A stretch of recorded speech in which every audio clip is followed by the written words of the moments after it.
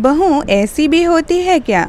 मेरे पड़ोस में रहने वाली अम्मा की तबीयत पिछले कुछ दिनों से बहुत खराब है। वो अब हमेशा बिस्तर पर ही रहती है। उनके पति बहुत पहले ही गुजर गए थे। उन्होंने अकेले ही अपने बच्चों को बड़ा किया है। उनके 5 बेटे हैं। मैं जाकर उनकी छोटी बहू निधि के पास बैठ गई। हम दोनों बैठे ही थे कि पड़ोस में रहने वाली निधि की जेठानियाँ भी आ गई।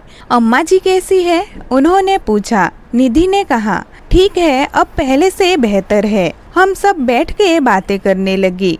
फिर एक एक करके शुरू हुआ बहुओं का शिकायत पुराण। एक जेठानी ने कहा, जब मैं शादी करके आई थी तो सब काम की वजह से दूर दूर रहते थे और अम्मा जी मेरे साथ रहती थी। सुबह 5 बजे उठ के चाय बनाने के चक्कर में आवाज शुरू कर देती थी, अरे नई बहू आई है, थोड़ा आराम करने दे। लेकिन नहीं, सुबह सुबह ही हल्ला करने लगती थी।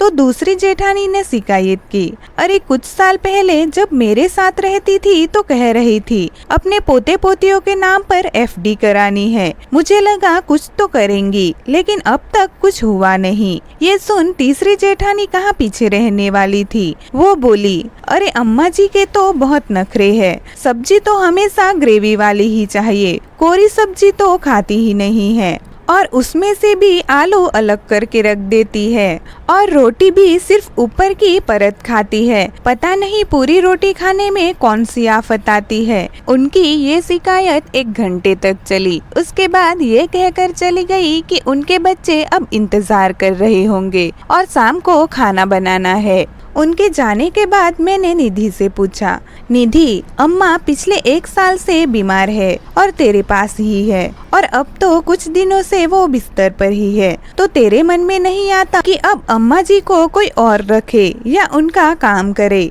माँ तो वो सबकी है ना। निधि बोली, दीदी, मेरी सास 5 बच्चों की माँ है। अपने बच्चों को पालने में और उनको अच्छी जिंदगी देने में उन्होंने खुद की परवाह नहीं की। ससुर जी को तो उनकी 5वीं संतान ने देखा भी नहीं।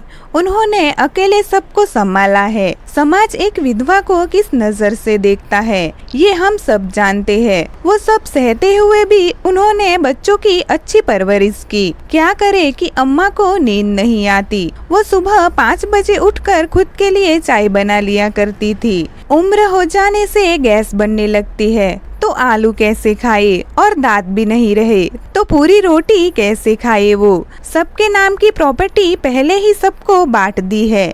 ये जो आप देख रही है ना, मेरा घर, मेरे पति, बच्चे सब अम्मा की ही देन है। सबकी अपनी समझ है। मैं तो सोचती हूँ कि उनको किस तरह खुश रखूँ। वो जो कहे बनाकर खिला दूँ, सब सुख दूँ उन्हें। मेरे बच्चे सुबह शाम उनके पास बैठते हैं। वो उन्हें देख खुश हो जाती है और प्यार से सर पे हाथ फेरती है, उन्हें अपना आशीर्वाद देती है। जब मैं अम्मा जी की सेवा करती हूँ तो मेरे पति के चेहरे पर जो खुशी होती है, जिसे देख मुझे लगता है कि दुनिया की सबसे बड़ी खुशी मिल गई हो। मैं इस जमाने में निधि की ये समझदारी देख बहुत खुश हो गई। मैंने सोचा, क्या ऐसी भी बहू होती है? मैंने निधि को गले लगा लिया और उसकी सराहना की।